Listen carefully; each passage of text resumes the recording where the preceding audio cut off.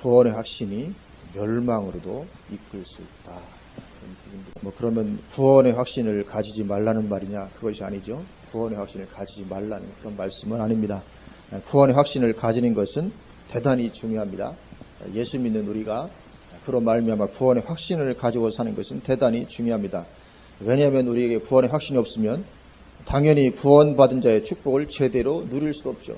내가 구원받은 게 분명한데도 구원의 확신을 가지고 있지 못할 수 있습니다. 그러면 내가 받은 구원의 그 은혜와 축복을 제대로 누리는 게 가능하지 않지요. 기도를 하더라도 믿음으로 기도해야 응답이 받는데 나에게 구원의 확신이 없으면 믿음으로 기도하기도 어렵고, 그래서 여러 가지로 우리가 구원의 축복을, 구원받은 자의 축복을 제대로 누릴 수도 없고 또 다른 사람을 제대로 우리가 하나님께로 인도할 수도 없는 것이죠. 나에게 확신이 결여되어 있는데 다른 사람들을 그렇게 하나님께로 능력 있게 인도하는 것이 가능하지 않습니다. 그래서 우리가 구원의 확신을 가지는 것은 중요합니다. 우리 말씀 한 구절 한번 찾아보십니다. 고린도 후서 13장 5절로 우리 한번 가보시겠습니다. 고린도 후서 13장 5절입니다. 고린도 후서 13장 5절 제가 봉독합니다. 너희는 믿음 안에 있는가? 너희 자신을 시험하고 너희 자신을 확증하라. 예수 그리스도께서 너희 안에 계신 줄을 너희가 스스로 알지 못하느냐? 그렇지 않으면 너희는 버림받은 자니라. 예수 그리스도께서 너희 안에 계신 줄을 너희가 스스로 알아야 된다는 거죠. 예수 그리스도께서 너희 안에 계신 줄을 너희가 스스로 알아야 된다. 만약에 그렇게 알지 못하면 뭐라고요? 너희는 버림받은 자다. 이 구원의 확신을 말하는 거죠. 이 구원의 확신이 그만큼 중요합니다. 예수 그리스도께서 내 안에 계신 줄 우리가 스스로 알고 확신해야 하는 가운데 있어야 됩니다. 이 굉장히 중요하다는 거죠. 구원의 확신. 그래서 이 구원의 확신이 그렇게 중요하게 말씀을 하고 있습니다. 그런데 그 고린도서 13장 5절 말씀을 잘 보면 그 구원의 확신이 근거 없는 확신을 말하는 것이 아니죠. 근거가 분명합니다. 너희는 믿음 안에 있느니까 너희 자신을 시험하고 너희 자신을 확증하라. 그래서 그렇게 내가 믿음 안에 있느니까 나 자신을 시험하고 확증함으로 인해서 가지게 되는 구원의 확신을 말합니다.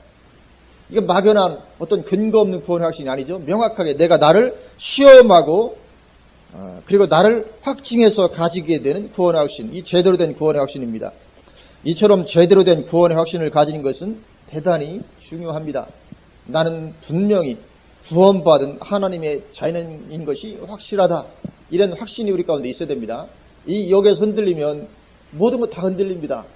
거기에 따른 축복도 우리가 제대로 누릴 수가 없습니다. 이처럼 제대로 된 구원의 확신을 가지는 것은 대단히 중요하지만 그러나 그 구원의 확신이 잘못된 기준에 의한 구원의 확신이든지 아니면 근거 없는 구원의 확신을 가지는 것은 문제가 되는 것입니다. 그 확신은 구원이 아니라 결국은 멸망으로 이끌게 되고 말 것이기 때문에 그렇죠. 이스라엘 남왕 유다 말기의 백성들이 그랬던 것을 보게 됩니다. 오늘 본문 8절부터 11절에 오전에도 보았던 말씀인데요. 오늘 본문으로 돌아가셔서 8절부터 11절을 보면 보라 너희가 무익한 거짓말을 의존하는도다. 너희가 도둑질하며 살인하며 간음하며 거짓 맹세하며 바알에게 분향하며 너희가 알지 못하는 다른 신들을 따르면서 내 이름으로 일컬음을 받는 이 집에 들어와서 내 앞에 서서 말하기를 우리가 구원을 얻었나이다 하느냐. 이는 이 모든 가증한 일을 행하려 함이로다. 내 이름으로 일컬음을 받는 이 집이 너희 눈에는 도둑의 소굴로 보이느냐. 보라 나 곧 내가 그것을 보았노라. 여호와의 말씀이라. 아니 내 집이 도둑의 소굴인 줄 알았느냐. 도둑의 소굴로 보이느냐. 그래서 너희를 내가 받아들일 수가 없다. 너희들은 다 도둑이고 이것이 도둑의 소굴인 줄 아느냐. 너희 같은 자들이 들어올 수 있는 하나님의 나라가 아니다. 그렇게 말씀하는 것이죠. 구원받은 것이 아니라는 것입니다. 그렇게 삶에서는 도둑질하고 살인하고 간음하고 거짓 맹세하고 또 하나님을 향해서는 섬기지 않고 바알에게 분향하고 알지 못한 다른 신들을 따르면서도 하나님의 전에 들어와서는 우리가 구원받은 나이다. 이 구원의 확신, 근거 없는 구원의 확신, 잘못된 근거를 가진 그것은 구원받는 것이 될 수가 없다고 말씀합니다.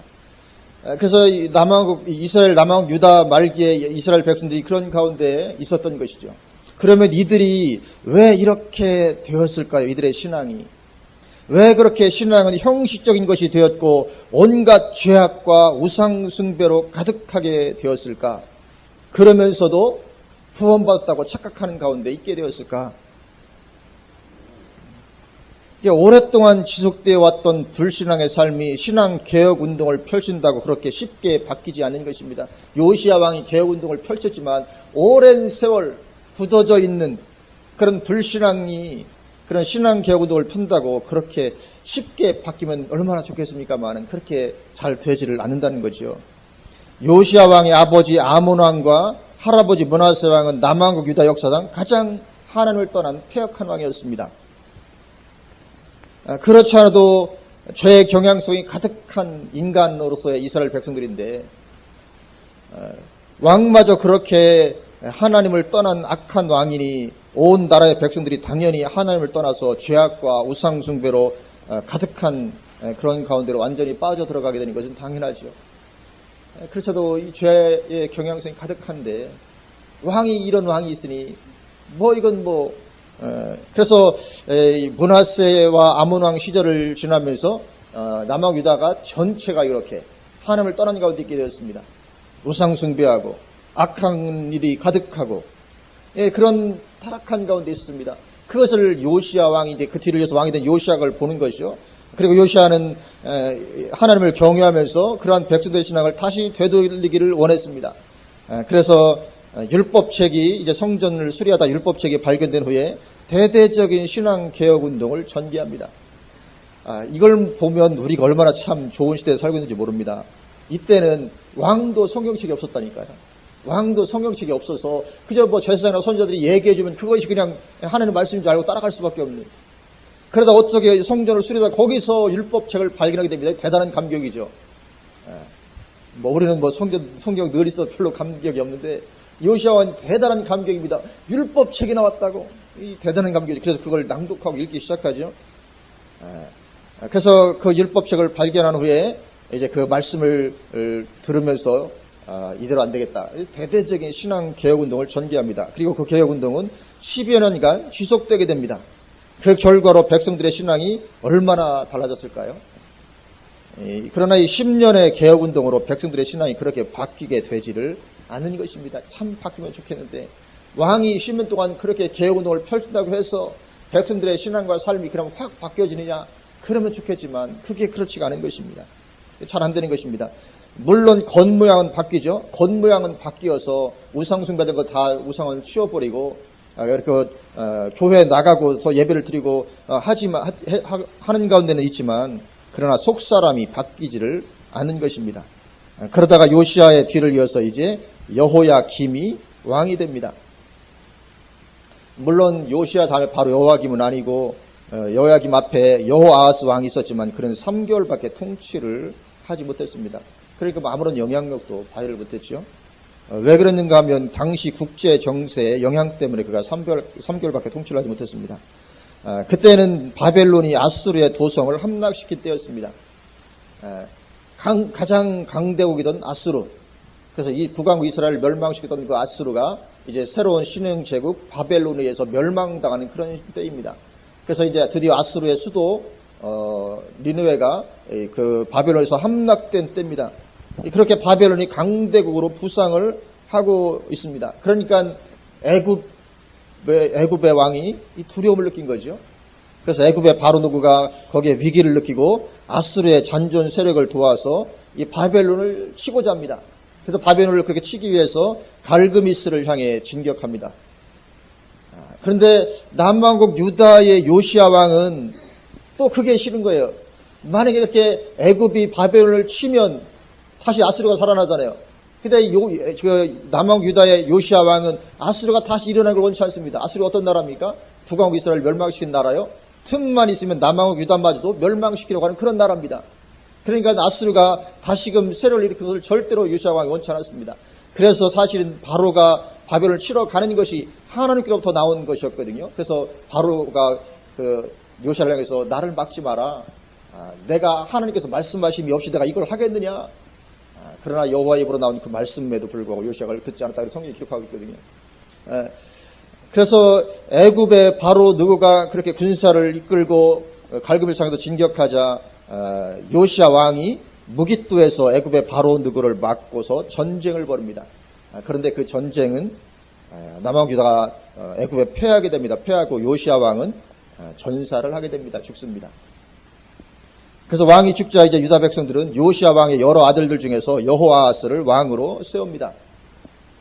그런데 그렇게 여호아하스가 왕이 된 지 3개월밖에 안 됐을 때 애굽의 바로 느고가 남왕 유다를 공격을 하죠. 그래서 여호아하스를 사로잡습니다. 여호아하스 왕을 사로잡아서 애굽으로 끌고 가고 그의 형인 엘리야킴을 왕으로 세우고 이름을 여호야김으로 바꿉니다. 남왕 유다가 꼴이 참 비참하게 됐죠.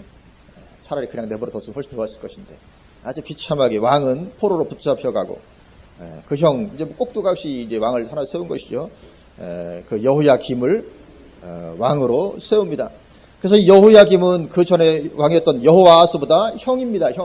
형이었음에도 불구하고 그 아버지 요시아 왕이 죽었을 때 백성들이 형인 여호야김을 왕으로 세우지 않고 동생인 여호아하스를 세울 정도로 이 여호야김은 형편없는 사람이었습니다. 백성들이 그를 왕으로 추대하고 싶지 않을 정도로 형편없는 사람이었습니다.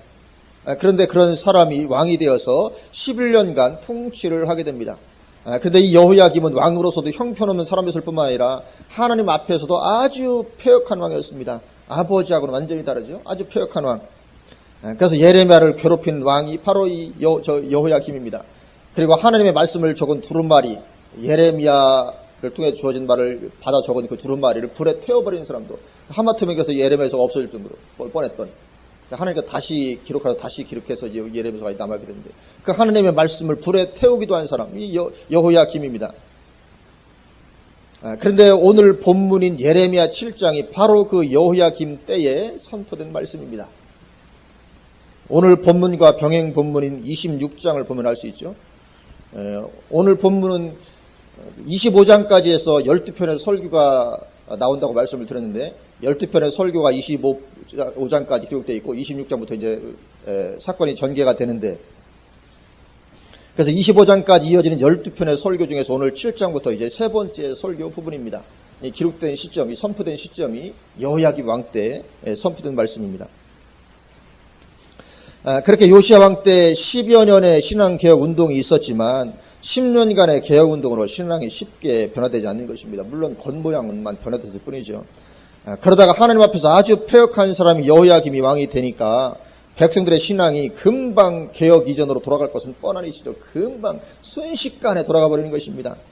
그래서 오늘 좀 전에 보았던 9절 말씀처럼 삶에서는 죄악이 가득하고 종교적으로는 다른 신들을 섬기고 그랬던 것이죠.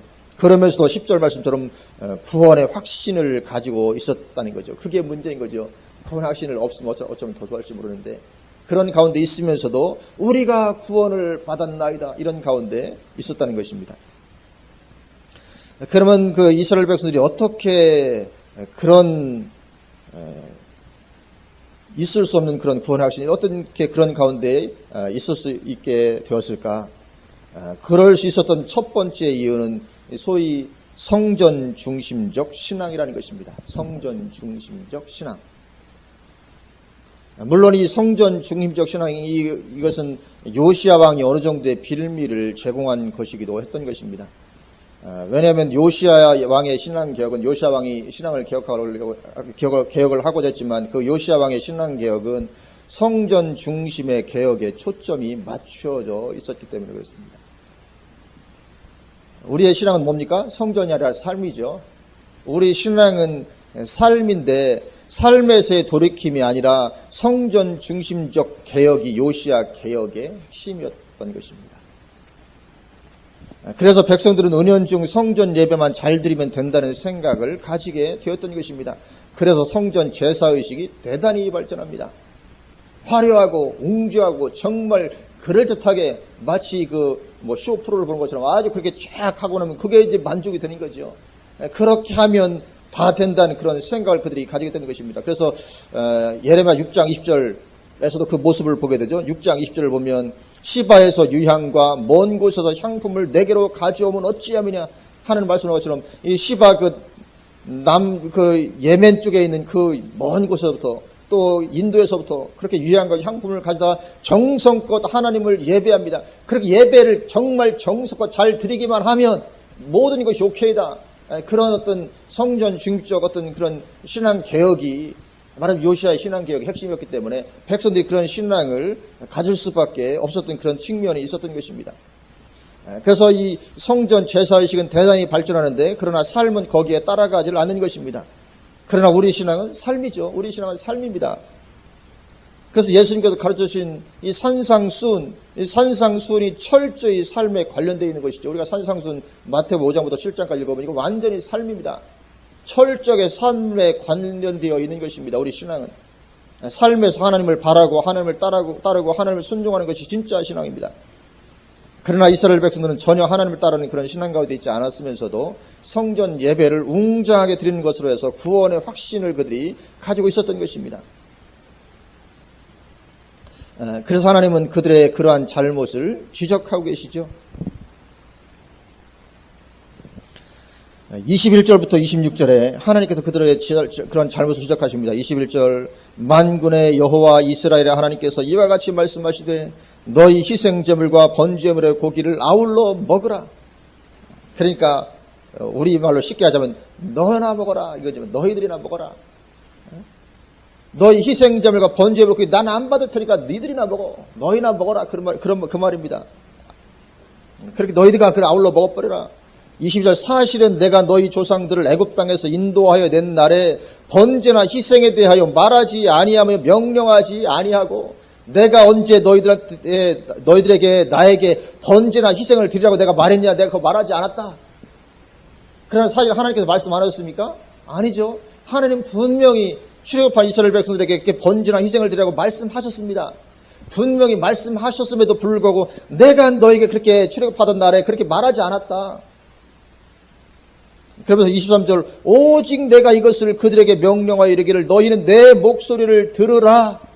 그리하면 나는 너희 하나님이 되겠고 너희는 내 백성이 되리라. 너희는 내가 명령한 모든 길로 걸어가라. 그리하면 복을 받으리라 하였으나 그러니까 22절 말씀을 내가 명령하지 않고 23절 이걸 내가 명령했다. 그러니까 22절 말씀을 사실 하나님께서 명령하지 않은 게 아니죠. 분명히 명령하였습니다. 그런데 이 말씀이 뭐냐면 22절 이것이 내가 말한 명령의 주된 것이 아니다는 거죠.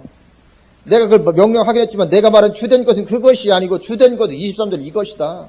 삶에서 너희가 내 목소리를 듣고 따라가는 것, 순종하는 것 이것이 내가 너에게 정말 명령했던 것이지 그렇게 희생제물과 번제를 잘 드리고 그렇게 예배 웅장하게 들어가는데 그걸 명령한 것이 아니었다. 그렇게 말씀을 하고 계시는 거죠. 그러면 너희가 복을 받을 것인데 순종하는 삶을 살면 24절 그들이 순종하지 아니하며 귀를 기울이지도 아니하고 자신들의 악한 마음의 꾀와 완악한 대로 행하여 그 등을 내게로 돌리고 그 얼굴을 향하지 아니하였으며 너희 조상들이 애굽 땅에서 나온 날부터 오늘까지 내가 내 종 선지자들을 너희에게 보내되 끊임없이 보내었으나 너희가 나에게 순종하지 아니하며 귀를 기울이지 아니하고 목을 굳게 하여 너희 조상들보다 악을 더 행하였느니라. 주님은 하나님을 삶에서 따르지 않고 순종하지 않은 그것을 지적하십니다. 그러나 이스라엘 백성들은 삶은 완전히 죄악 가운데 있고 하나님을 떠나 있음에도 성경에서 예배드리는 그것을 위해서 우리가 구원을 받았나이다. 그렇게 외치며 헛된 구원의 확신을 가지고 있었던 것이죠. 그러나 하나님은 그렇지 않다. 그것이 구원이 될 수 없다. 내가 그걸 너에게 명했더니 내가 그거 명하지 않았고 순종을 명했다. 그러면 될 것인데 그러나 너는 정말 그 중요한 것을 버려버렸다는 거죠. 그래서 종교적 열심이 있어서 그렇게 엄청난 예물을 구해다 그렇게 예배를 드리고 할지라도 심판에 들어갈 수밖에 없다. 그것을 말씀을 하고 계신 것입니다. 그런데 이게 이스라엘만의 얘기가 아니라는 것의 심각성이 있다는 거죠. 이것은 오늘날 지금의 한국교회 성도들의 얘기이기도 한 것입니다. 지금도 많은 그리스도인들이 주일이면 교회 가서 예배드린다는 것으로 구원의 확신을 가지고 있는 것이죠. 내가 주일이면 교회 가서 예배드리니까 내가 구원받은 사람이겠거니. 삶에서는 하나님을 순종하는 삶을 살지 않으면서도 주일이면 내가 교회에 가서 예배드리니까 나는 구원받은 하나님의 자녀일 것이다. 나는 천국 갈 것이다. 뭐라고요? 오늘 본문이 절대 그렇지 않다. 그걸 말씀하는 것입니다. 우리 신앙은 주일이면 교회 와서 예배드리는 거, 그게 신앙이 아니고, 물론 그거 중요하고 하나님께서 명령하시지만, 한 것이지만, 정말 중요한 것은 삶에서, 그리고 월요일부터 토요일까지 이 삶에서 정말 하나님을 따르고 순종할 그런 삶을 사느냐, 이것이 구원받은 사람이 아니냐를 판가름 짓는 것이다. 그렇게 말씀을 하는 것이죠. 그래서 우리가 이 구원의 확신은 반드시 가지고 있어야 하는 것이지만, 이러한 근거 없는, 오늘 이스라엘 백성들처럼 근거 없는 구원의 확신은 오히려 멸망으로 이끌게 되고 많은 것입니다. 구원받을 거라고 착각하며 살다 막상 지옥에 떨어지게 되고 많은 것입니다. 그리고 그럴 뿐만 아니라 살아가는 동안에는 하나님의 영광을 가리며 살아가게 되죠. 왜냐하면 삶이 하나님을 떠났기 때문에.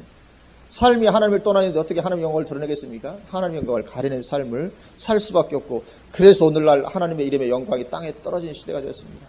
오늘날 얼마나 하나님의 이름의 영광이 우리 그리스도들 때문에 땅에 떨어지는지 모릅니다. 왜 그렇습니까? 우리가 참된 신앙 가운데 있지 않기 때문에. 주일이면 교회 가는 그것으로 내가 하나님의 자녀라고 착각하며 살아가는, 삶에서는 하나님을 배제한 채 살아가는, 그것 때문에 하나님의 이름의 영광은 땅에 떨어진 그런 시대가 오늘날도 되고 있는 것이죠. 이게 뭐라고요? 성전 중심적 신앙의 폐. 물론 이러한 신앙이 되게 된 1차적인 원인 제공자가 누굽니까? 물론 영적인 지도자들이죠. 이스라엘의 경우에도 제사장 같은 영적인 지도자들이 그러한 성전 중심적 신앙을 조장했습니다. 오늘 8절에 그렇게 말씀하죠. 8절에 보라 너희가 무익한 거짓말을 의존하는도다. 이 무익한 거짓말을 누가 퍼뜨린 거겠습니까? 제사장들이요. 당시 종교 지도자들이 무익한 거짓말이, 성전 중심적 신앙이 무익한 거짓말을 퍼뜨렸던 사람, 제사장들입니다. 당시의 백성들이 뭐 압니까? 제사장 선자가 그렇다면 그런 건 줄 아는 거죠. 신앙이 성경이 없으니까요. 그들이 말하면 그것이 진리인 걸로 받을 수밖에 없는.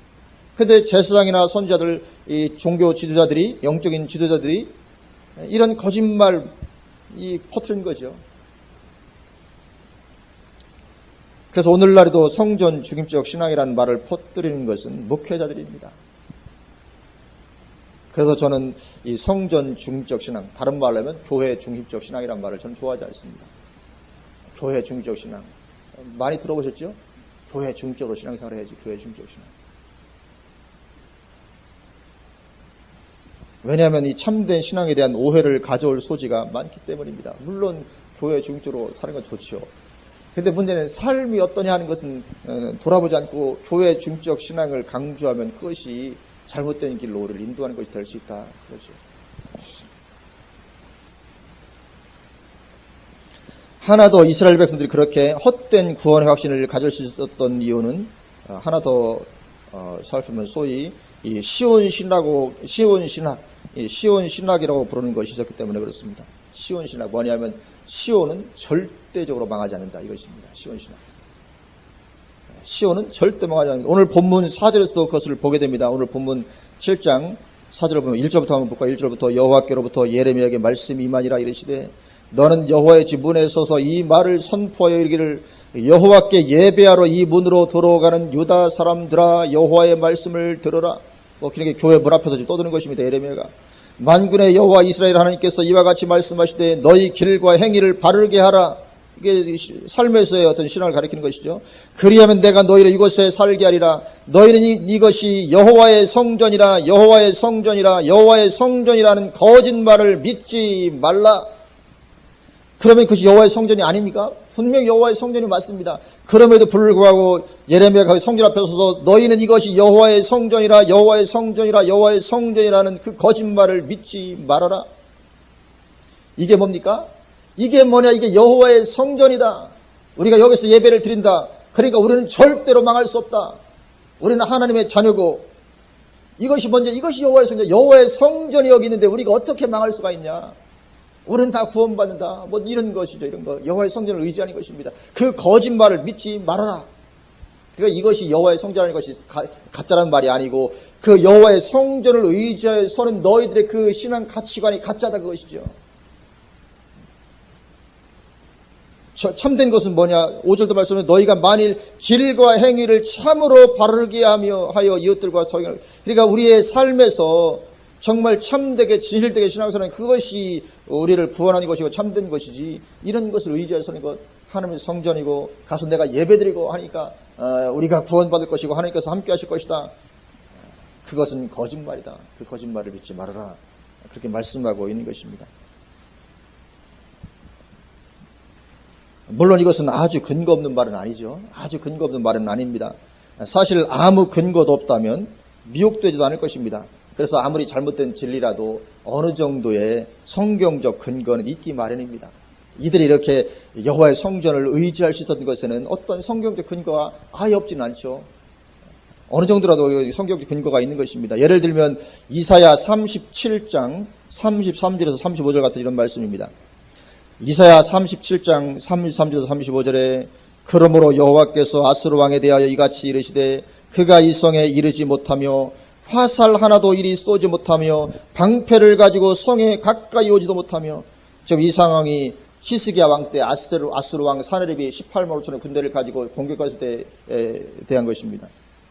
흉벽을 쌓고 치지도 못할 것이요 그가 오던 길 곧 그 길로 돌아가고 이 성에 이르지 못하리라. 나 여호와의 말이니라. 대저 내가 나를 위하며 내 종 다윗을 위하여 이 성을 보호하며 구원하리라 하셨나이다 하니라. 하나님 말씀이죠. 대저 내가 나를 위하고 그리고 내 종 다윗을 위해서 내가 이 성을 보호하며 예루살렘 성을 보호하며 구원하겠다. 이런 성경의 근거가 있는 것입니다. 그리고 예레미야를 향해서도 할 말이 있죠. 예레미야야 너 잘 봐라. 이사야를 통해서 이런 말씀 있지 않냐. 하나님께서 하나님을 위하고 하나님의 종 다윗을 위해서 이 성을 보호하며 구원하려 했잖냐. 이게 바로 그 예루살렘 성이다. 그리고 이것이 하나님의 성전이다. 그런데 우리가 어떻게 망할 수 없겠냐. 우리는 망할 수 없다. 우리에게는 하나님의 구원과 보호하심만 있을 것이다. 이런 성경적 근거가 전혀 없었던 것은 아니었던 거죠. 이스라엘 백성들이 오늘 예레미야 시대 때 이렇게 그런 헛된 구원의 확신을 가진 데는. 그런데 이 신학이 지금도 우리에게 그대로 있다는 거죠. 예를 들면 오늘날 우리는 로마서 8장 35절에서 39절 같은 이런 말씀들을 붙잡는 것입니다. 그리고는 삶이 어떠하든지 구원의 확신을 가진 것이죠. 로마서 8장 35절 39절에 누가 우리를 그리스도의 사랑에서 끊으리요. 환난이나 곤고나 박해나 기근이나 적신이나 위험이나 칼이랴. 기록된 바 우리가 종일 주를 위하여 죽임을 당하게 되며 도살당할 양같이 여김을 받았나이다 함과 같으니라.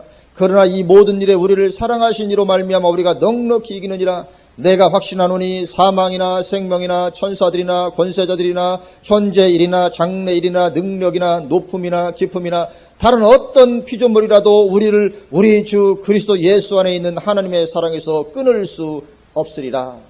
이런 말씀들 봐라. 절대로 어떤 것도 우리 주 그리스도 예수 안에 있는 하나님의 사랑에서 우리를 끊을 수 있는 것이 없는데 내가 예수 믿었는데 내가 구원을 이룰 수 있다는 것이 말이나 되느냐. 가능하지 않다. 그래서 이런 말씀을 의지해서 삶에서는 내가 어떻게 살든 구원 받으리라는 확신을 가지는 것입니다. 내가 삶에서는 하나님을 떠나 살면서도 하나님께 순종하지 않으면서도 이런 말씀을 근거로 해서 그래도 나는 구원 받는다 이거죠. 그래도 나는 구원 받는다. 그런데 그것이 바로 이스라엘이 가지고 있었던 시온 신학이었다는 거죠. 똑같은 것입니다. 이스라엘 백성들이 그래도 우리는 구원 받는다고 여겼던 것과 똑같은 그런 신앙 선상에 있는 것입니다. 그러나 하나님은 교회에서 촛대를 옮기기도 하시는 분이라는 것을 알지 못하는 것입니다. 하나님께서 그래서 예루살렘 이사야에게 내가 나를 위하고 다윗을 위해서 이 성을 내가 보호하리라고 말씀하실 때 결국은 그 성이 보호가 됐습니까? 결국은 예레미야 때 망해 그냥 성 완전히 그냥 회파되고 점령당하고 말잖아요. 그런 일이 있는 것입니다. 교회도 마찬가지로 하나님의 이름으로 일컬음 받는 교회지만 그러나 하나님 그 교회에서 촛대를 옮기시기도 한 하나님이시잖아요. 물론 그 베드로를 통해서 주신 말씀이 있죠. 내가 이 반석에 내 교회를 세우리니 음부의 권세가 이기지 못하리라. 그래서 음부의 권세는 교회를 이기지 못합니다. 그러나 하나님께서 교회에서 촛대를 옮기면 얘기는 달라진다는 거죠. 그런 음부의 권세가 교회를 이겨버리는 역사가 있다는 것이죠. 그래서 그 베드로를 통해 주시는 그 마태복음 16장 말씀만 붙잡고 교회는 절대적으로 망할 수 없다. 절대적으로 교회는 음부의 권세가 이기지 못한다. 그것만 붙잡고 있다가는 그것은 결국은 빗나가게 될 수 있다는 거죠. 그래서 내가 하나님 안에 있을 때 로마서 8장 같은 이런 말씀이 유효한 것이지 내가 하나님을 떠나면 하나님의 그 보호하심은 거두어지게 되는 것이 말지 못하는 것입니다. 내가 하나님 안에 있을 때 절대로 우리 어떤 것도 우리를 하나님의 사랑에서 끊을 수 있는 것이 없습니다. 그러나 내가 자발적으로 하나님을 떠나가면 하나님의 보호의 울타리를 우리에서 거치기 때문에 얼마든지 원수가 우리를 공격하는 것이 가능하다는 거죠. 그래서 이 성도의 견인교리라는 것도 칼빈의 우리가 주님 안에 있을 때 그것이 가능한 것이, 내가 주님을 싫다고 떠나가면 그것은 절대적으로 우리에게 영향을 미칠 수 없는 것입니다. 우리를 구원의 길로 이끌 수가 없는 것이죠. 그래서 이스라엘 백성들의 그 구원의 확신에도 불구하고 시온은 무너졌던 것입니다.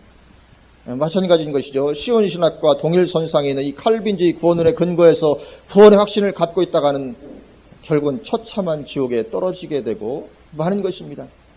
중요한 것은 지금의 내 신앙입니다.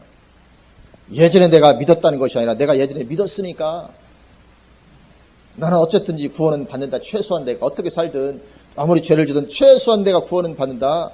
내가 예전에 믿었기 때문에. 그것이 아니고 지금의 내 신앙이 어떠하느냐, 그게 중요한 거죠. 이스라엘처럼 죄가 무성한 삶이 아니라 현재의 삶에서 진실되게 하나님을 찾으며 하나님을 따르고 순종하는 삶을 사는 것입니다. 에베소 교회처럼 처음 사랑의 그 뜨거움을 잃어버리지 않고 계속 그 뜨거움을 붙잡고 있어야 되는 것이죠. 그렇지 않으면 촛대 옮기십니다.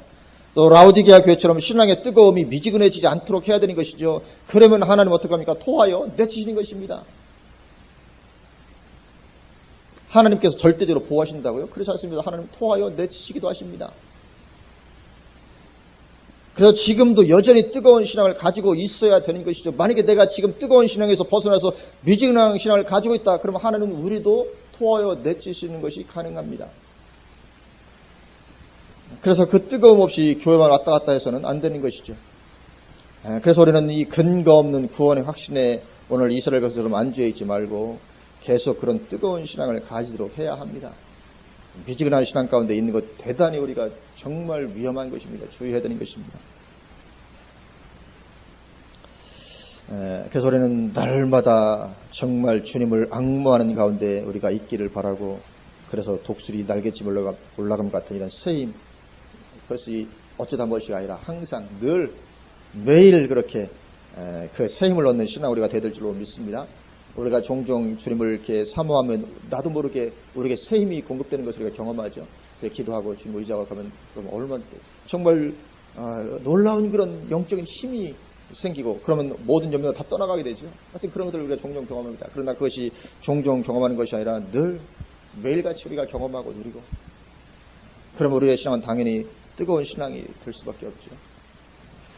그래서 그렇게 주님 오시는 그날까지 우리가 이 뜨거운 신앙을 계속 유지해야 될 줄로 믿습니다.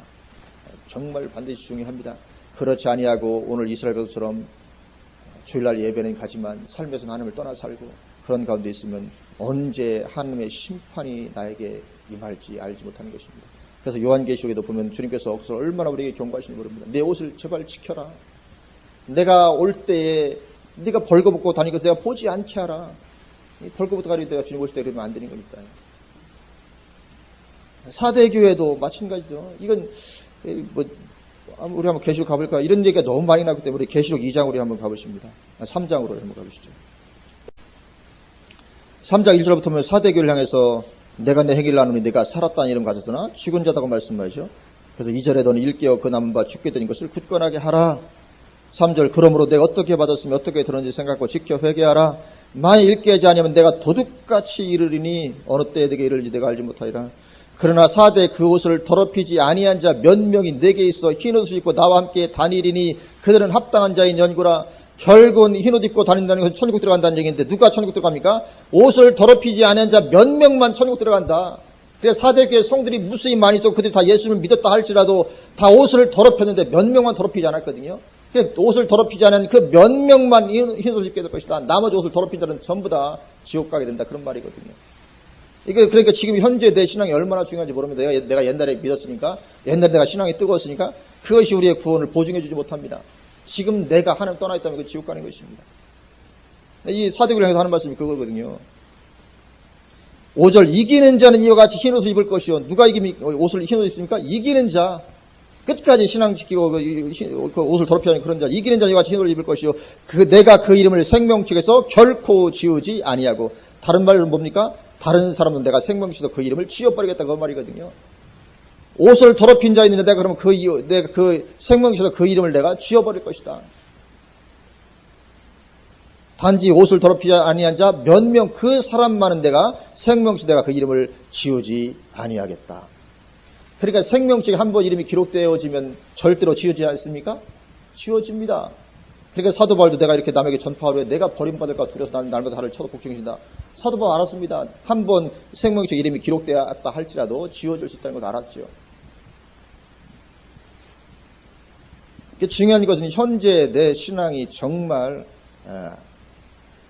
참된 신앙 가운데 있는 것이 너무너무 중요하고, 그 참된 신앙이라는 것은 주일날 교회 나오는 것이 아니고 삶에서 내가 하나님과 그런 관계성 가운데 살아가고 있느냐 이거죠. 우리 신앙은 관계성입니다. 삶에서는 전혀 하나님과 관계성 없이 그냥 막 살다가 주일이면 교회 나와서 예배드린다고 해서 이것이 구원이 아니다는 거죠. 신앙이 아니다는 거죠. 신앙은 관계성입니다. 삶에서 정말 하나님과의 관계를 가지며 살아가고 있느냐, 그런 것이죠. 그래서 우리가 매일매일의 삶 가운데 그런 살아계신 하나님과 동행하는 삶 우리 가운데 점점 더 정말 이루어져야 될 줄로 믿습니다. 그렇지 않으면 우리의 구원, 내가 구원받았다고 구원의 확신은 가지고 있다 있을지 모르지만, 그러나 그 구원의 확신이 결국 우리를 멸망으로 이끌게 되는 그런 일들도 일어날 수가 있는 것이죠. 하나님께서 우리를 그렇게 참된 신앙의 길로 날마다 인도해 주시기를 주님으로 축원을 드립니다. 아멘. 기도하시겠습니다.